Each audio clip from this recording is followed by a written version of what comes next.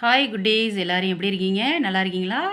இன்றைக்கி வந்து நம்ம ஸ்ரீ நீவி ஸ்டடீஸில் வந்து 3ஆம் வகுப்புலேருந்து 1வது பாடம் தமிழ் அமுது அதை பற்றி தான் பார்க்க போகிறோம்.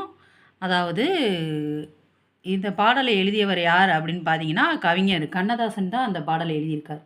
இந்த பாடலை எழுதியவர் யார்? கவிஞர் கண்ணதாசன். அதாவது தமிழோட பெருமையை பற்றி இந்த பாடலில் ரொம்ப அழகாக சொல்லியிருக்காரு. அதை நம்ம பார்க்கலாமா குட்டீஸ்? பாடலாமா? பாட ரெடியாக இருக்கீங்களா? பாடலாம். தோண்டுகின்ற போதெல்லாம் சுரைக்கின்ற செந்தமிழே, தோண்டுகின்ற போதெல்லாம் சுரைக்கின்ற செந்தமிழே, வேண்டுகின்ற போதெல்லாம் விளைகின்ற நித்திலமே, உன்னை தவிர உலகில் என்னை காக்க பொன்னோ பொருளோ போற்றி வைக்கவில்லையம்மா அப்படின்னு கவிஞர் கண்ணதாசன் இந்த பாடலை பாடியிருக்கிறார். அதாவது தோண்டுகின்ற அப்படின்னு பார்த்தீங்கன்னா, தோண்டுகின்ற போதெல்லாம் கீழே தோண்டும்போது எந்த அளவுக்கு நம்ம தண்ணீர் சுரந்து வருமோ அந்த மாதிரி தமிழாகிய உன்னை தோண்ட தோண்ட நீ வந்து கொண்டே இருக்கிறாயே தாயே அப்படின்னு சொல்கிறாரு. அப்புறம் என்ன சொல்கிறாரு? தேவைப்படும் பொழுதெல்லாம் விளைகின்ற முத்து என்ன பண்ணும்? வேண்டுகின்ற போதெல்லாம் விளைகின்ற நித்திலமே. அப்படின்னா என்ன? முத்து வந்து தேவைப்படும் பொழுதெல்லாம் முத்து வந்து விளைஞ்சிக்கிட்டே இருக்கும். அதுதான் இதோட அர்த்தம்.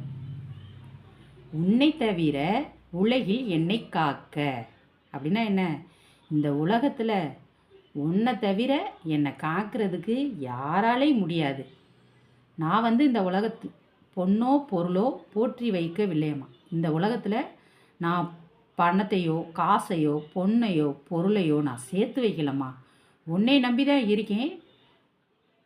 என்னைய நீ தான் வாழ வைக்கணும் அப்படின்னு சொல்லிட்டு கவிஞர் கண்ணதாசன் பாடியிருக்கார். தோண்டுகின்ற போதெல்லாம் சுரைக்கின்ற செந்தமிழே, வேண்டுகின்ற போதெல்லாம் விளைகின்ற நித்திலமே, உன்னை தவிர உலகில் என்னை காக்க பொன்னோ பொருளோ போற்றி வைக்கவில்லையம்மா. அவ்வளோதான் குட்டீஸ். அப்புறம் பார்த்தீங்கன்னா, வினாக்களுக்கு சரியான விடையை தெரிவு செய்வோமா அப்படின்னு சொல்லியிருக்காங்க. நித்திலம் இச்சொல்லின் பொருள் அப்படின்னு பார்த்தீங்கன்னா, நித்திலம் அப்படின்னா முத்து. நித்திலம் என்றால் என்ன? முத்து. நித்திலம் என்றால் முத்து.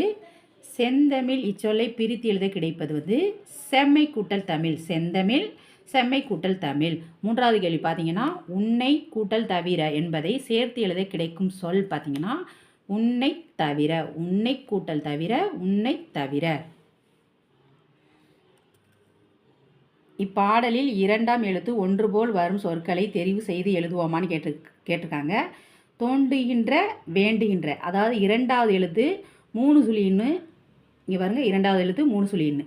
அப்போ 2வது எழுத்து இக்கு வர்ற மாதிரி பார்த்துக்கலாம். காக்க வைக்க 2வது எழுத்து இக்குன்னு வருதா? அந்த மாதிரி சேர்த்துக்கங்க. அடுத்து பார்த்தீங்கன்னா, கலைந்துள்ள எழுத்துக்களை வரிசைப்படுத்தி சொல்லை உருவாக்குகன்னு கொடுத்துருக்காங்க. பாக்ஸு கொடுத்துருக்காங்க. அந்த பாக்ஸுக்குள்ள வந்து எழுத்துக்களை வந்து கலைந்து கிடக்கு, மாற்றி இருக்குது. அதை வந்து நம்ம சரியான ஒரு வாக்கியம் வர்ற அளவுக்கு நம்ம இதை பொருத்தணும்.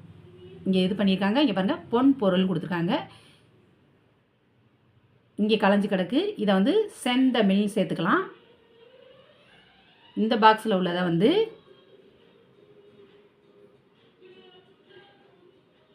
வணங்கு அப்படின்னு சேர்த்துக்கலாம். வணங்கு. இதை வந்து போற்றி அப்படின்னு மாற்றிக்கங்க. வணங்கு போற்றி. இந்த பாக்ஸில் உள்ளதை வந்து நித்திலம் அப்படின்னு மாற்றிக்கங்க.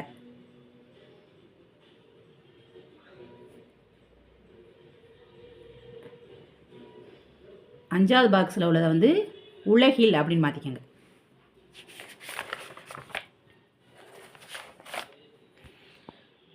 அவ்வளோதான் குட்டீஸ். அதாவது தமிழ் அமுது பாடத்தையும் பார்த்தாச்சு. இதில் உள்ள வந்து ஒன் வேர்டையும் நம்ம பார்த்துட்டோம். நாளைக்கு உங்களை வேற ஒரு வீடியோவில் சந்திக்கிறேன். இந்த வீடியோ உங்களுக்கு பிடிச்சிருந்தா லைக் பண்ணுங்கள், ஷேர் பண்ணுங்கள், சப்ஸ்கிரைப் பண்ணுங்கள். பாய் குட்டீஸ்.